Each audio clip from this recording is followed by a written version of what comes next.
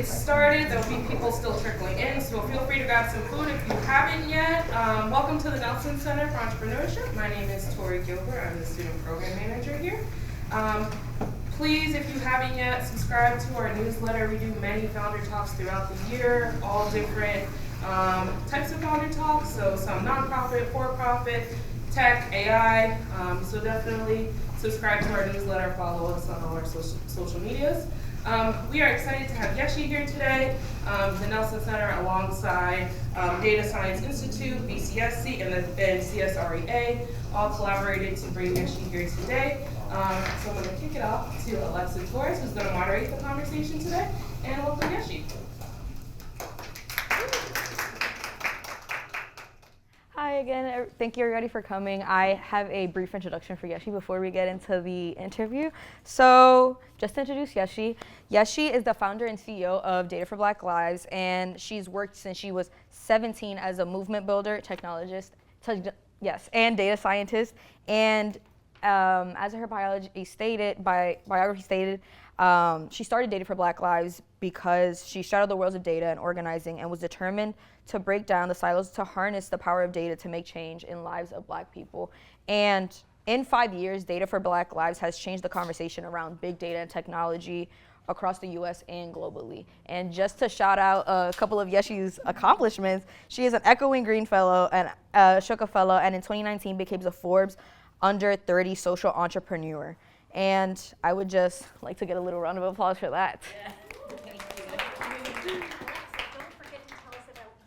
Oh, yes, of course. Hi, I'm Alexa Torres. I am a senior concentrating in computational biology and health and human biology on the social determinants track.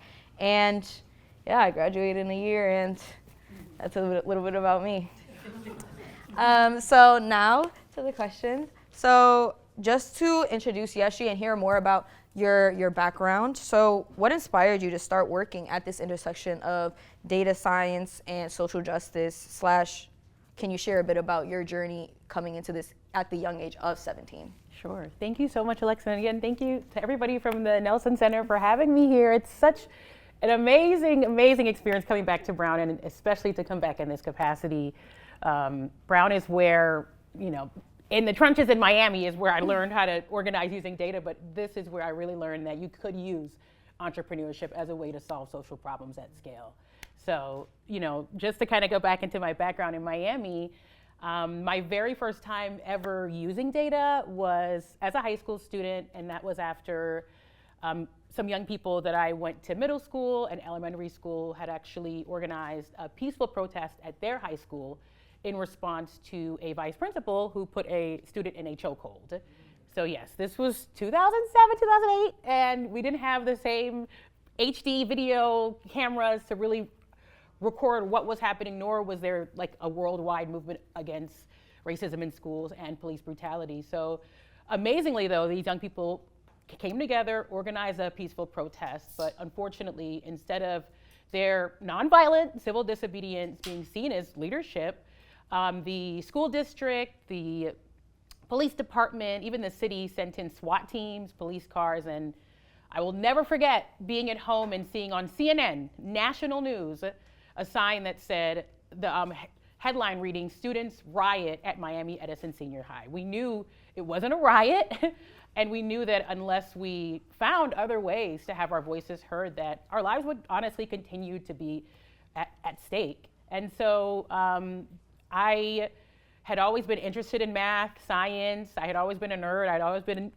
into computers. And even from a very young age, I was like a PETA activist. I was an animal rights activist. I grew up vegan, so I became very much into that. And after this peaceful protest that was labeled as a riot happened, we hit the ground running. I collaborated with an organization called Power Youth Center for Social Change. I interned there before I came to Brown, and all throughout Brown, I worked there. That's where I did a lot of my thesis work. And that summer, we surveyed over 600 young people about their experiences with suspensions, arrests, police brutality in schools, and we took those findings and turned it into a comic book. And that comic book not only was an amazing way to kind of, show the data that we collected, but to really tell the stories from perspective of students. And that comic book was not only used in Miami, but all over the country, actually, by students in Denver, Oakland, New Orleans, who were, although they lived in different cities, were experiencing similar policies and practices known as the school to prison pipeline. So the data that we collected was extremely powerful, especially since it wasn't until 2013 under the Civil Rights Act and Obama administration that they actually released a ton of federal data that further showed the extent of what was happening in schools. But anyway, that's how it started. It started with a protest, a comic book, and became a lifelong commitment to rethinking and reclaiming data. Of course, thank you for sharing that powerful story. And I think that putting that information in such a accessible way is a great way to disperse such meaningful and important data that was otherwise unseen. And I think that to add on to that, so how did you find this opportunity, this internship opportunity that you continue doing throughout your Brown career?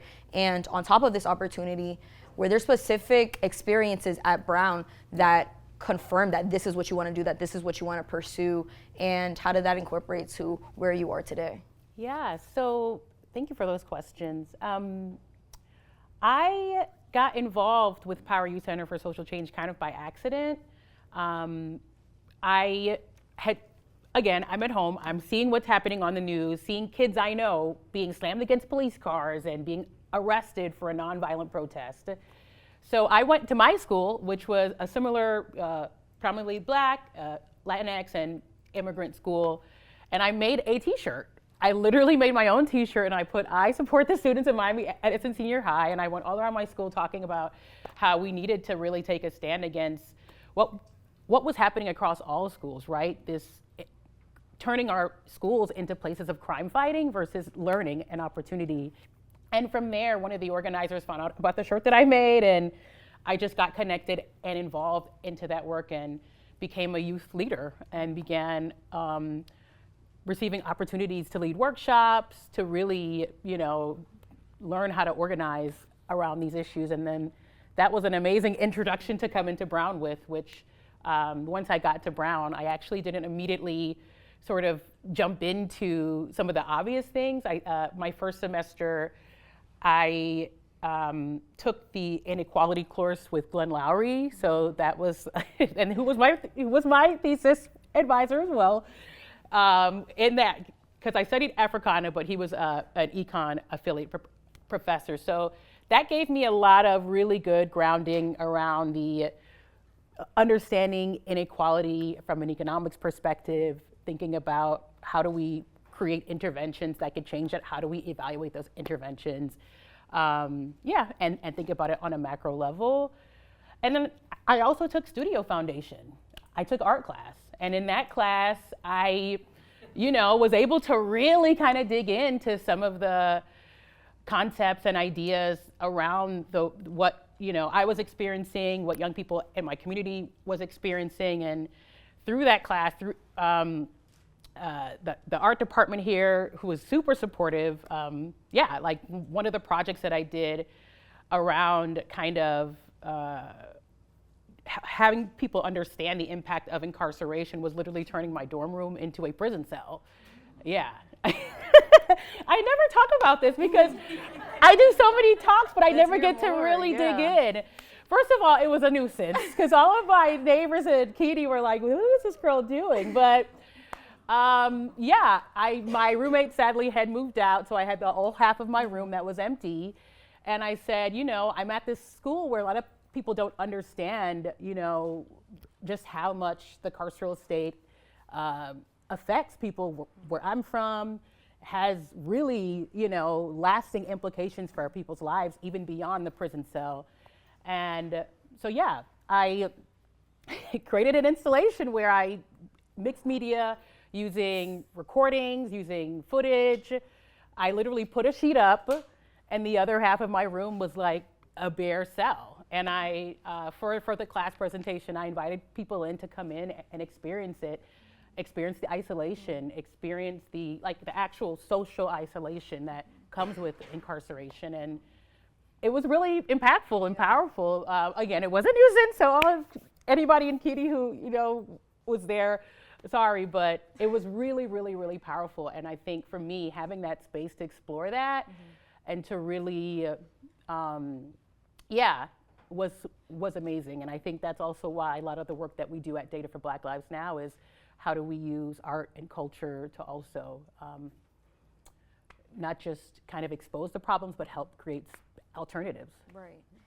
And you say, unfortunately, your roommate moved out, but fortunately, that gave you the space it did. to and express Brown yourself. allowed me to do it. So Exactly. that permission, yeah. So since you had mentioned you took econ classes, you were very technologically savvy, you were clearly very artistic, and you have this way of thinking that allows you to express these deeper problems to these systemic issues into art, into forms of art. And on top of these skills, what are those soft skills that you learned from each of those intersectional while also unique fields? How are these skills represented in Data for Black Lives? And I guess I never asked, like, for you to explain what Data for Black Lives does for Black individuals and people. Yes. So I'll first talk about Data for Black Lives, really, and then I'll get into another example from my time at Brown that was a bit unconventional. But, you know, I started Data for Black Lives because for far too long, data has been weaponized against Black communities. From FICO credit scores to redlining to even now the ways in which ChatGPT is being used to treat patients, and it's loaded with bias, right? But when I started in 2017, that's when, you know, a shift was happening. AI was coming out of research papers and into the industry.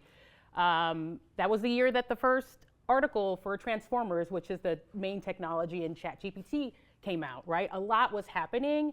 I could see that we were at an inflection point and that there needed to be an organization, a presence, an institution really that could kind of push back against this other direction that you know, science, but also this new industry and field of AI could go in. And that's why I built Data for Black Lives.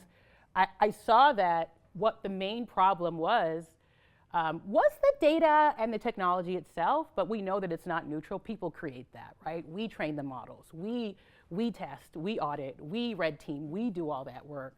But that there was so much isolation and segregation and silos between the people who were directly working on these models, these new technological interventions, and the people who were directly impacted, the people who were actually going to be using them, and the people whose lives were going to be shaped by the decisions made by these algorithms.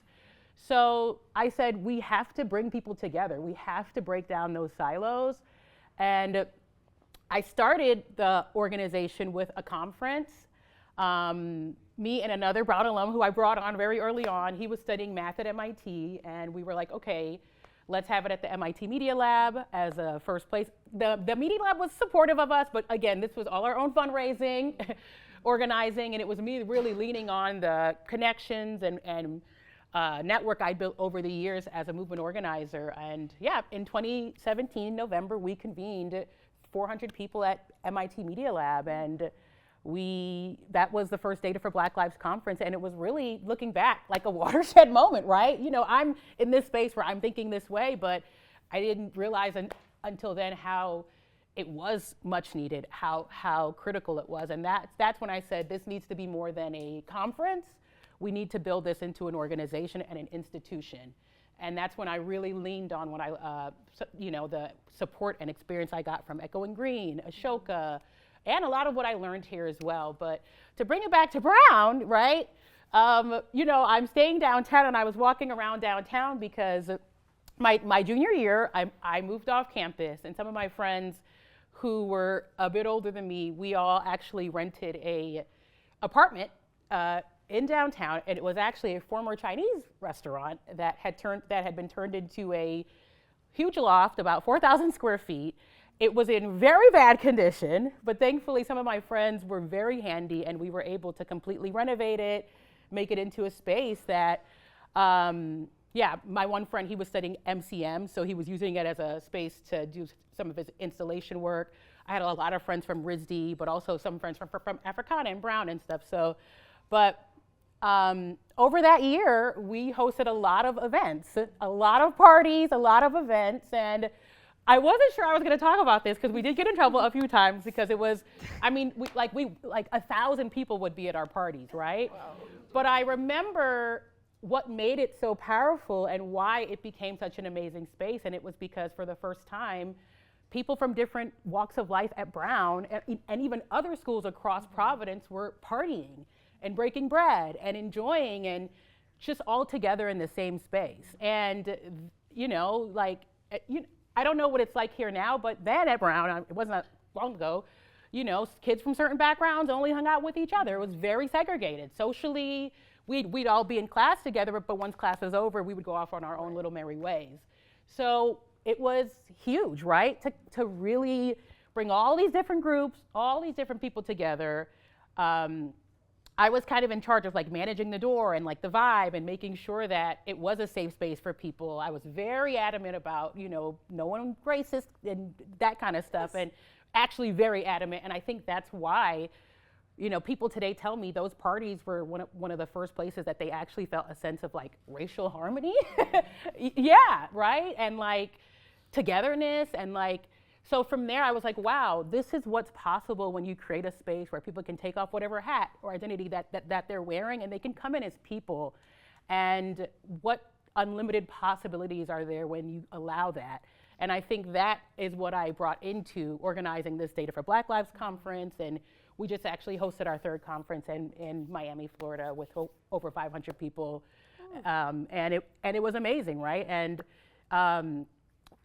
there's other questions about how it's impacted Black entrepreneurs and how we've created inroads, but yeah, that's something that I got from Brown, right? Learning how to bring people together in harmony, and you know, without some of these identities and labels that some of us, you know, are racialized into, or that we kind of are born and that we have to participate in. So that's one of the reasons why I think we've been super successful. Yeah. Can we get a round of applause for conferences, bringing people together and parties at Brown? The parties were legendary, but I don't encourage moving into a warehouse downtown. Of course, and it's great hearing that you put that step forward to bringing people together where there maybe weren't those spaces at Brown or just in your walks of life where different people from different backgrounds would not come together.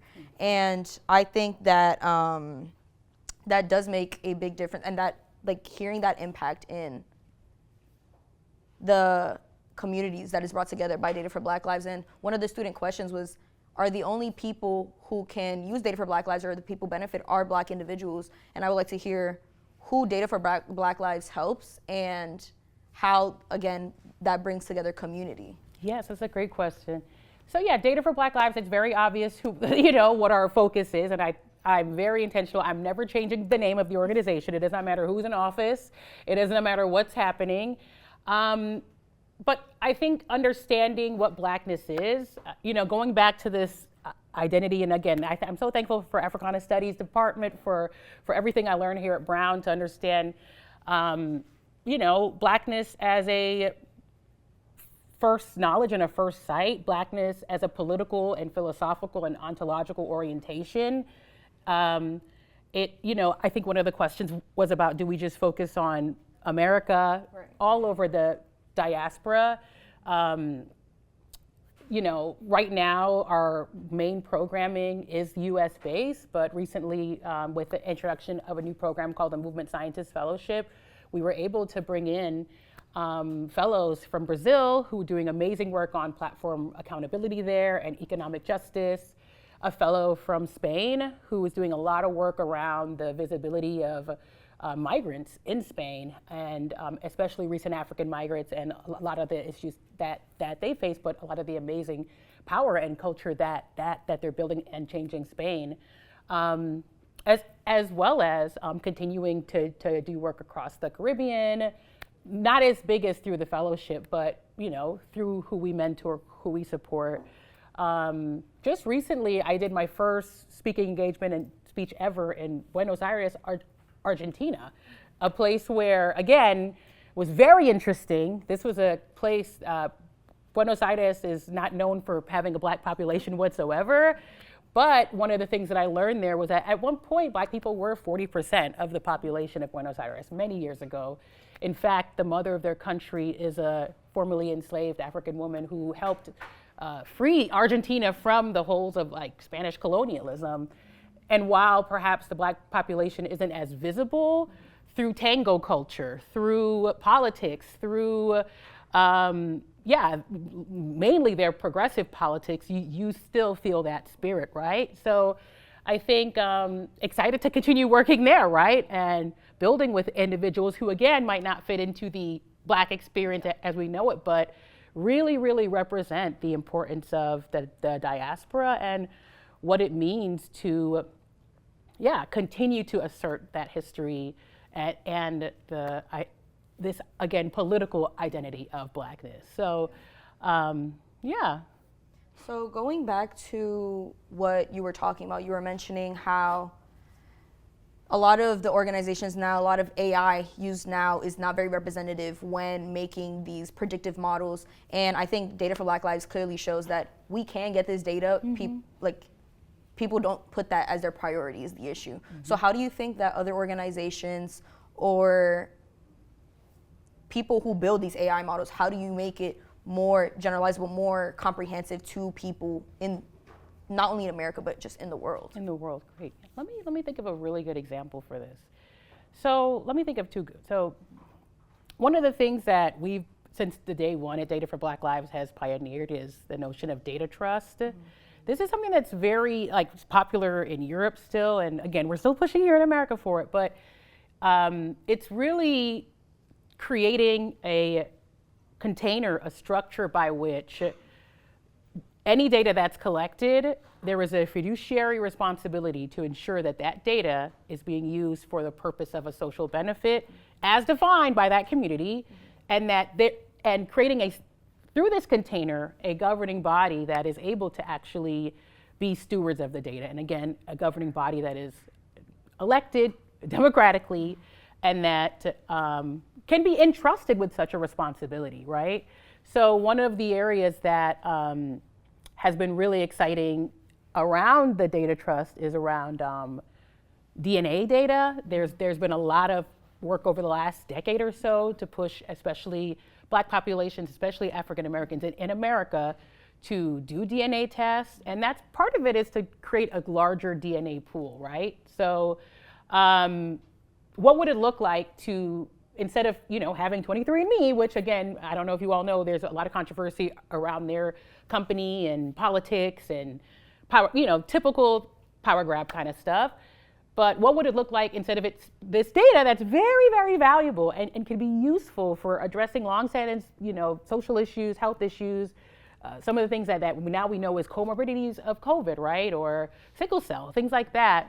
But instead of it being used solely for profit, but under a structure where it could actually be stewarded for good, it's been very important for us to push forward that model more and more and more because of the ways in which, again, it's not only the algorithms themselves, it's the power structures that operate around and through them, right? One of our biggest campaigns or slogans, whatever you call it, is abolish big data, right? Dismantling the structures that put the power of data into the hands of a very few people, but putting that data into the hands of those who actually need it the most, right? How do we do that? Through data trust. We do that through the kind of work that we do at D4BL where, for example, another local example of how data can be used or misused, or how better data could be helpful. And one of our very first successful victories was actually in St. Paul, Minneapolis. A coalition of students, parents, teachers, they reached out to us saying that the city was planning a new policy, a joint powers agreement that would combine the data from the foster care agencies, the school district, the police department, the sheriff's office, and all that data would be combined together to create what's known as risk ratios. And in a community where, it was late, this was before George Floyd, so the whole world understood the severe structural racism happening in Minneapolis and Minnesota. But at that time, I think black students were 30% of the population, but like over 60% of those represented in the carceral system, suspended. So the community knew that we already know what these risk ratios are going to say. They're going to be used to justify the already, terrible treatment, illegal treatment that our students are experiencing, that our young people are experiencing. And we supported them in working to dismantle that policy, so they were actually able to get the mayor and all the powers that be to kind of throw that out. But in replacement, they also were able to build a coalition that, has been essential in creating new sources of data, community-led, community-owned and operated, right? And also to really go back to the solutions that people had been already asking for. Counselors in schools, more support for students, more support for the Black and Native populations who are most directly impacted by these policies. So a lot of times I think we're very quick to go to doing math and more data, but it's really about how do we take a step back and how do we decide who's missing from this conversation, what's missing, and I think that is then how we decide how do we bring in more information. Right. Yeah. Of course. And I would thank you for recognizing that this data is so underrepresented in the carceral systems or genomic data, where people, especially at Brown, we have a evolutionary biology class where they offer us to take that 23andMe test. Oh, interesting. Yeah. Yeah. So you just don't see that representation. For a where it's grade, needed. or do you No. do you get a bad grade if you don't do it? No, or? they say if you want to, you can, Okay. but if you need, yeah. Interesting. But I think that recognizing that those systems are inherently underrepresented for a majority of the population, I think that, like you said, getting the right people, getting this data in the right people's hands is what's going to make that change. And as you mentioned, the George Floyd movement and the BLM movement that blew up kind of during COVID and a little prior to COVID, I want to talk more about how those real life events and how even our administration currently or prior to the current administration, how that's affected how your company is funded, how it progresses, and how that impacts the data that you collect. Great question. Yeah, I mean, as I said, we've been unapologetically Data for Black Lives for a long time. And in fact, I would say that we've been affected by some of the funding cuts and lawsuits probably since 2022, 2023. That's what a lot of people don't realize. This has been kind of happening behind the scenes. We saw Fearless Fund, that major lawsuit. That was one of the only, that was one of the public ones that came out, right? There's been a big effort, honestly, since 2015, when they began the work, the gerrymandering, the all of the behind the scenes, voting manipulation to even get Trump the nomination, to then get him in power. And I was working really knee deep in voting rights issues then, so I kind of saw it happen and how, there's been this kind of groundswell of how do we roll back every single progress and everything that's been made. But, my perspective has been, again, it's been very stressful. It's a lot. We've been doing this work, in overdrive and doing great work under resourced probably since the very beginning. But I honestly think that a lot of the pushback that we're facing is because of the progress that we've made, right? And I think we're very, very close. We're a lot closer than we want to believe, than they want us to believe, right? And I think in particular around these big controversial demands like reparations, right?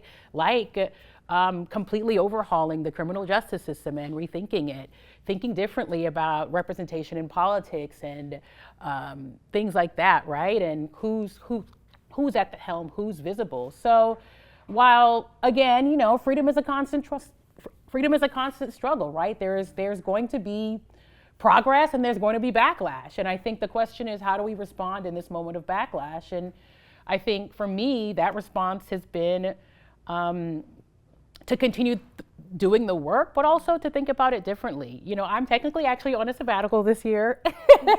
I am here, but the first part of the year I was living at a remote monastery in New Mexico. Yeah, and that's been my dream for a while, child. I was like, yes, I'm excited. In a canyon in New Mexico. And monasteries are cool because that's where a lot of the research and stuff happens. And this monastery in particular, they were like very early on and on the internet, but they don't do any of that now. But being in a place of contemplation, right? I think if people ask me what's one of my biggest strategies, it's my contemplative practice. You know, I was trying to get into Manning Chapel earlier, but I see they have stuff going in there, and what, you know, whatever your faith system or whatever your belief system, creating that space, especially right now where there's so much happening and there's a lot of effort to get us to be discouraged, especially the students, especially you all. Please, you know, but that has been my resilience, and that is what's led me to say, okay, I'm going to keep going. I'm going to keep going. I think materially, one of the things that we're seeing though is a big, as we already know, a big backlash on activism, in particular online. As I said, we've been tracking a lot of stuff since 2020, like early on, when a lot of folks were really leading the charge to defund the police. One of the things that, you know, we as Data for Black Lives were thinking about was like, while we really support, you know, efforts to, you know, stop funding police efforts that are not, you know, creating public safety, but creating more harm, we also have to see how, yeah, they've already been kind of defunding police departments just because cities are going broke, and they're replacing police roles with technology. So that's why in 2020 we launched a No More Data Weapons campaign, and one of the first big actions of that was in 2022 to actually sue the Metropolitan Police Department in Washington, D.C., to have them hand over the records, emails, contracts, information about the extent to which they were using high-powered AI tools to surveil, track, and intimidate protesters and Black communities during the 2020 protest. And now we have tons of documents and tons of information, and now we're kind of seeing the extent on the streets, the National Guard and all these things, but being able to, you know, witness what's happening, hear from people in the communities about how they were literally getting police officers to their door based on Facebook posts, seeing email exchanges between National Parks Police, MPD, DHS, analyzing a woman's tweet about how she just gave birth, but she's going to go back and protest, like literally, like just a regular person. That has been really, really eye-opening, but it's been essential for us as we fight back and think about, okay, as all of this stuff is happening on the federal level, a lot of repression, more authoritarianism, how do we ensure that people have what they need to be able to stake a stand and to do so safely, and to also ensure that, you know, these AI tools are not being weaponized and are not being used, and are not, again, you know, being, you know, like we have email exchanges where police officers are, you know, buying extremely high-powered micro-targeting tools and talking about it as if they're buying a cell phone. You know, that's extremely irresponsible. So our work right now is to continue to keep track, hold accountable, and do things like, yeah, file FOIAs, file lawsuits, and keep tabs on what's happening while we are also doing the work of creating these beautiful art-led, healing, alternative, generative spaces for our network as well. Right. And it sounds like each of these experiences has made a big impact in the way that Data for Black Lives is run and its overall mission. And although the core mission has likely stayed the same, like how have these different milestones changed the impact of Data for Black Lives and what you hope to see in your 5-year plan or in your 10-year plan? Yeah, that's a great question. You know, when I started my entrepreneurship journey, this was like, you know, at a time when scale was everything, right? And how we thought about scale was, I mean, this was like the era of Uber, right? The era of WeWork, right? More is more offices, more reach. But I think one of the most important things I've had to do to ensure not just the success of D4BL, but our real impact was understanding what scale means to us and how do we prioritize depth as well as scale, right? So for us, it isn't about, you know, having a gazillion, like a gazillion offices all over the country. Like we've always been remote. Last few years, we had a temporary headquarters in Miami. That's where I ran a lot of our sort of experimental programming around electronic music and how do we use that to teach young people about AI and data. But again, making sure that, not just to keep us locked into one place, but, to think economically. How do we keep overhead costs low? How do we also make sure that we have that flexibility and that nimbleness to be able to reach people all over the globe? So for me, while, things like how many offices do you have? How many tens of thousands of employees? While that's really important, being able to now be called coming here and right after being asked to participate in European Union funded GDPR conversations about, how do they improve the impact of GDPR? How do we, not be limited by GDPR? GDPR is the General Data Protections Regulation in Europe. It's a quite actually visionary and very, very, very teethy, very strong regulations and policy platform, but it also has a lot of limitations. And I'll be talking about how sometimes at the expense of this idea of privacy, we actually aren't able to really mobilize data in the same way. And privacy for whom? Some privacy comes at the expense of others' privacy. And also, anyway, I don't want to get into that, but we can talk more about that after. But yeah, being able and being seen as an authority on these issues, right? Thinking about what institution building means in this day and age, right? Again, how can a remote organization be an institution, right? One, through having a network, right? Having people all over the country, all over the world who, might not just, who will wear a Data for Black Lives t-shirt, but actually wears Data for Black Lives on their heart, right? Listed some of our accomplishments, some of our success, but I have to say the biggest accomplishment and the biggest success I've seen is being able to actually change the trajectory of people's lives through the work we've done, right? Seeing people come into our spaces, come into our conferences, come into events like this or workshops and being inspired and saying, before data and AI was something that was intimidating to me, but now I see it as, so much possibility and something that I can reclaim and that I can be a data warrior and that I can kind of be come into this field in a way that's not extractive, that's contributing to something larger. And, we've been able to get people into positions at foundations, the White House, as their data science, team.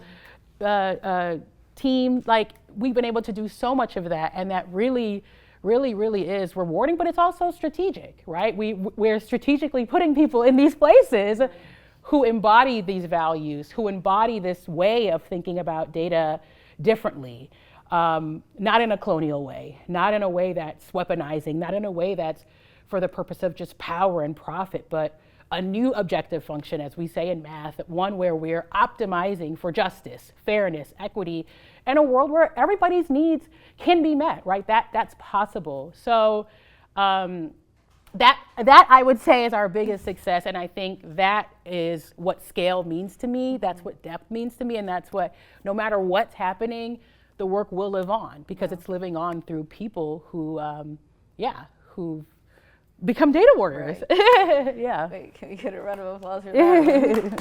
Thank you so much.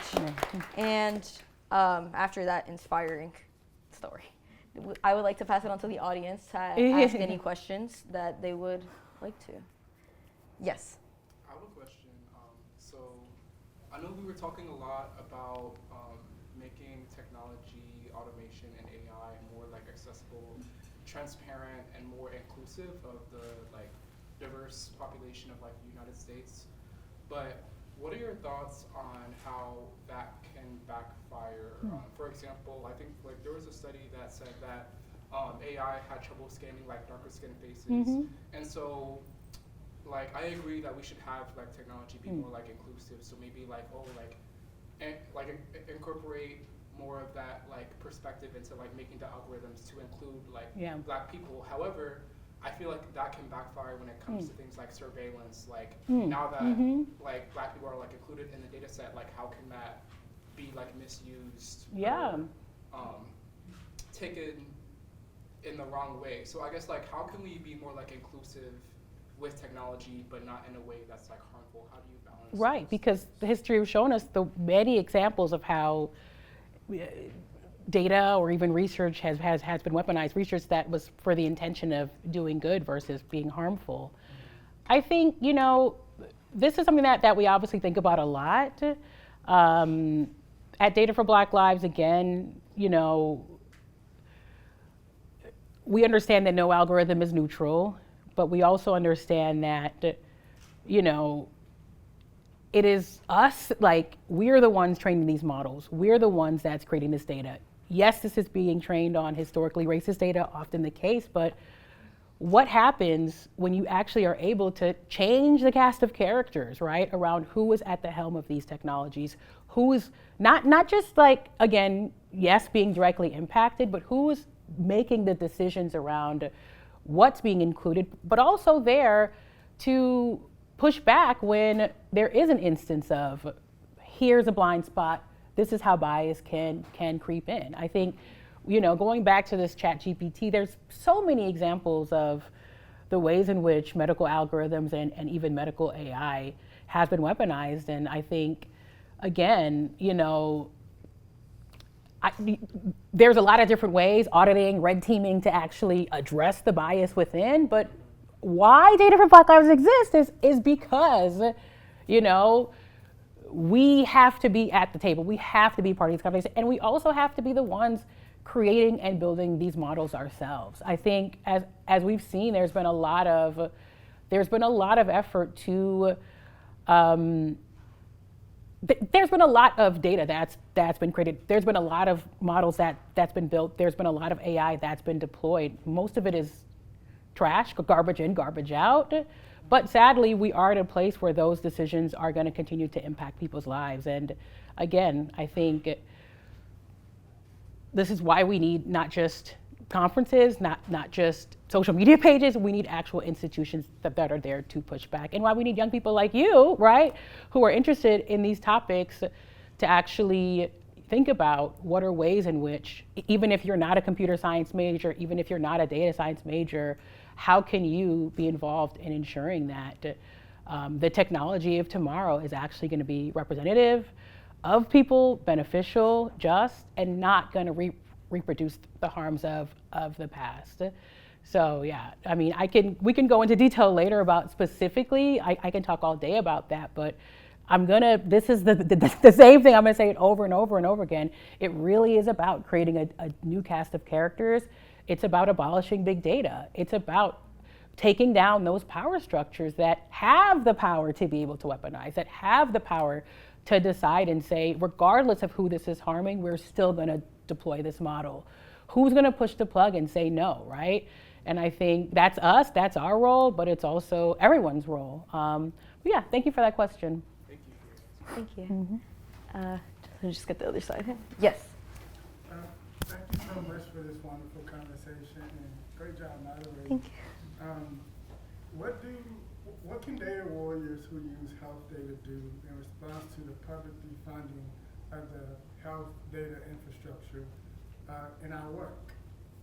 That's a great question. So I'll talk a bit about our work with COVID-19, because that's actually what I'm going to be doing and speaking about at this event in France. So I want to give concrete examples as much as possible, because this can become very quick.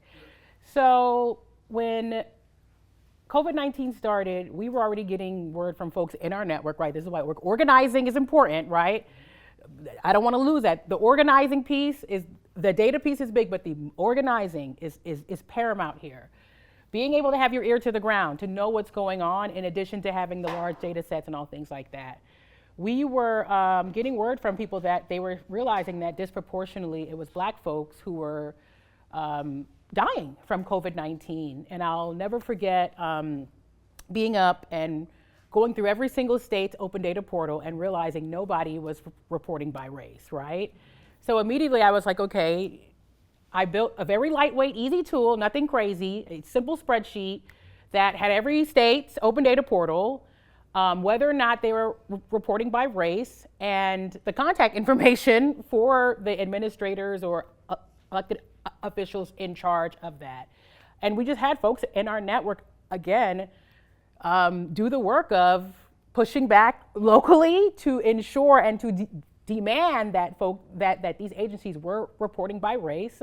That kind of spreadsheet that I built went viral. It inspired The Atlantic and some other large, way more funded, huge initiatives where they built like larger COVID-19 databases, and they really kind of led the push. But we were the ones who really started it and said, at the very least, we can't understand what's happening if you do not release the data by race. So after that, once we started to see more agencies release the data by race, we built another tool, the COVID-19 database, where we use Python. Again, very simple technology, nothing crazy. I don't like it to be complicated. And automatically scraped every page of every, again, the scraping is the issue with the privacy that I'm gonna be talking about in France, right? Because on the one hand, that's kind of controversial, but on the other hand, we were working with these agencies to make sure that not only were we using this data for the purposes of just helping to educate and mobilize and really respond to the real needs across the country that people were facing, but to also just, work with the chief data officers and other data folks within these agencies to say, look, like, here's how we can improve practices and also how we can improve policies. This is more than just about data. This is about making sure that what's happening now actually doesn't just lead to temporary reform, but actual long-term structural change, and change that's gonna impact health outcomes down the road, right? So yeah, that's what we did, right? We saw the gap, we saw the need, and we also used tools that were able to really kind of make data that was supposed to be open, like even more open and usable by people all over the country, all across our network. Folks that, again, weren't even in our network, and inspired. There were a ton of amazing initiatives as well that we were connected to and that inspired us and that we were inspired by. But I think materially what we saw as a result was many of the cities, again, not only releasing that data, but putting into place actual policies and practices that, again, we lost a lot of people during COVID. The impact is still ongoing, but it could have been a lot worse, right? It could have been a lot worse without somebody saying and, taking a stand and demanding that data be more open.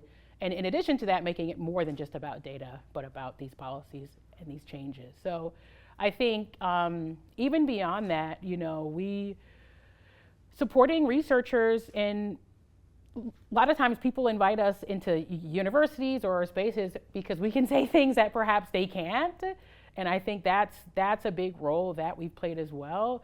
I have other examples about work that we've done on medical algorithms, risk-based algorithms,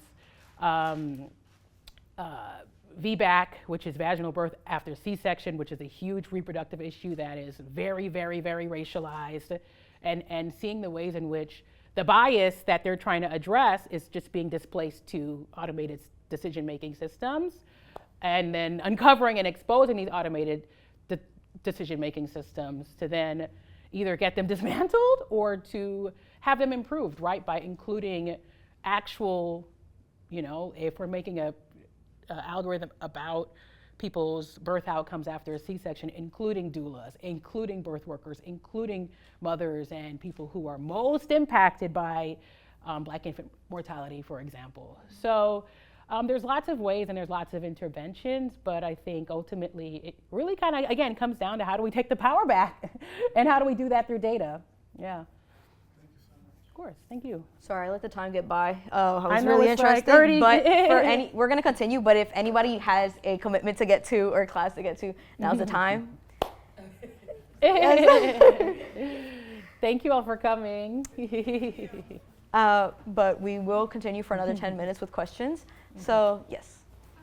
Hi, my name is Maya, and I just started my PhD here in computer science. Oh, excellent. And Good to I'm meet really you. interested in enabling Black and Latina communities to protect their privacy and personal information and promote their well-being. And doing so and teaching people about privacy through their own interests. So I was really inspired when you were talking about the different creative ways that you're trying to engage communities with their data.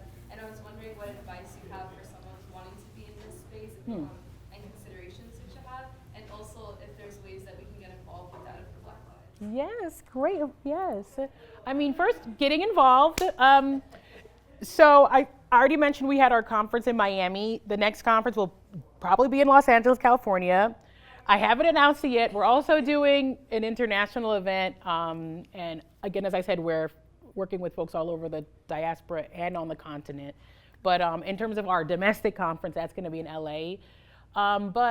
And other opportunities, right? We have the Movement Scientist Fellowship, which I'm going to pivot a bit around just so that we can have more people involved, especially given the need, right? Around not just funding, but just general support for the kind of research. And movement science is a term that we kind of coined, which is science for the purpose of social justice, but really movement building. And in terms of, your question was specifically about privacy or? I'm really interested Yeah. in how we can teach people about privacy or help them engage with their own privacy or personal information through their own interests, so like through gaming or Yeah. storytelling or Yeah. So, as I was saying earlier, one of the things that we often deal with, especially in like the AI data ethics space, is this idea of like, there's these notions of privacy that are kind of historical within the space that only really are representative of certain populations, right? You know, who's even entitled to privacy for Black communities who've been under surveillance forever, whether it's through the carceral state, police, or social benefits, things like that. Privacy is almost non-existent, or has been. And I think for us, it's really about, again, there's the work that we do around digital defense. So the No More Data Weapons campaigns, supporting people, activist groups, and ensuring that, or just everyday people, in ensuring that they're, able to be online and not, experience the constant surveillance that we are under, but have some way of like kind of taking that power back and protecting themselves. But then there's these larger issues around building technologies that ensure privacy, building organizing spaces that have not just privacy, but actual belonging and community and safety, right? That's really what it's about. So safety over surveillance, and instead of the sort of exploitative alternatives, like actually people being able to have access to online tools where they're able to make their voices heard and build community. But I think one of the things that we worked on that was the most exciting around this was collaborating with some other organizations to develop what's called the Consentful Tech curriculum. We worked on this Consentful Tech curriculum around the same time that we were beginning to pilot a platform that will be coming out publicly. It's not public just yet though, and this is our switchboard. So the switchboard is where we're gonna be sharing a lot of the data that we got from this recent MPD lawsuit, but also other databases through our Movement Scientist Fellowship. But we did this at the same time because we knew that by developing this new platform, we would have to really take into consideration all these questions that we always talk about in terms of how do we ensure that people's data, people's personal information is protected, while also just having a larger conversation around, even beyond privacy, how do we make sure that we have consent, right? How do we make sure that when people are participating, whether it's in ours or in other platforms or whatever, they know exactly what they're participating in, they know exactly where their data is going, they're able to provide that consent, and they're able to actually be collaborative and participatory versus, again, that sort of extractive model. And that Consentful Tech curriculum is online on our website. And I could go on and on and on sort of about some other examples and issues, but I think in terms of how we think about privacy, that's the best place to go. Just like consent, right? Because again, privacy isn't something that has actually been extended to our community. So, yeah. Hey, so it's a lot of social problems that you're trying to solve or prevent. So I'm thinking to do that, you need to talk to the right people, get into the right rooms, get them to work with you. So how do you do that? I mean, right now, I guess you have a lot of, your name is already heavy, but like in the beginning, or like. Nobody knew when it. Oh yeah, I remember when me and Lucas, one of my early co-founders, we would go into places and people were like, "What?" Because nobody was talking about data. I mean, even here at Brown, there was no data science major. I made up all that stuff myself. Like my coursework was data science before that was even a thing. But yeah, I think what I really leaned on was my personal story, right? And it sounds crazy, but this was at a time, and even now, a lot of these issues still remain very hypothetical, right? Not hypothetical, because now it's becoming more real as AI is like at people's fingertips and they're able to kind of play around with it and they understand how it works. But I think largely there isn't this understanding of like the larger, decision-making power that AI has and how it's really, something much bigger than a product, right? But so I leaned on my story, right? I talked about my experiences growing up in a single-parent household and how a 3-digit number, a credit score, made it so that even though my mom was very hardworking in school, we often didn't have a place to live because of a 3-digit number, right? Talking about how FICO, this is a company that isn't a government agency.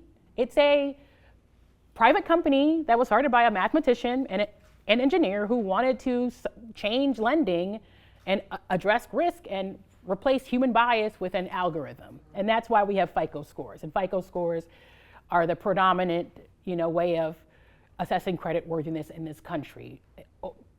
108 million people in this country have FICO scores, right? You can't do anything without a FICO score. So I can talk about, FICO, but I can talk about my actual experiences and my actual story and how, these things, again, are not hypothetical. Real people's lives are being shaped, my own life. And I think that is what got me into the rooms and got people to really listen even before, again, these issues were even popular, widely understood, or even just on the radar, or no one knew who we were. Like, who were these random kids, coming in talking about this stuff? So I think, relying on your story, relying on, what you've actually experienced to really connect with people and to get people to support, right? That's how we were able to get some of the early funding to even do the conference. Talking about other experiences, credentials, degrees, but really, really, really making, humanizing the threat in a way, right? Creating urgency, putting a face to what's happening. And I think that's part of what, got people to support early on, because they either didn't understand it before and now they did, or they experienced it too, and they're like, wow, this is important. So I think that was it. And in addition to that, I got a lot of experience even before Brown and other places with public speaking, I had lots of jobs doing canvassing and things like that, literally having to talk to people in the street and ask for donations. And I, learned a lot about how to, kind of like sales, right? How do you sell this to somebody, and what are you selling, right? We're selling a vision for what technology can be, for the role that technology can and should play in society, and for a different kind of orientation to what is about to be and what is going to be perhaps the most, catalytic and life-changing force known to man, right? So how do we talk about that? How do we create urgency, and how do we convince people that now is the time to take action? So that's part of it. And I think, again, my background organizing too, right? Just knowing how to have conversations with people, knowing how to connect with people. So yeah, if you're doing like a sales job or something, don't look down on it. Working at the bookstore, whatever, that's where you learn how to do this. Yeah. Unfortunately, we are at time. Oh, okay. Thank you, Yeshi, for sharing your I got your question experience. answered. Thank you all for coming. Thank you all for coming.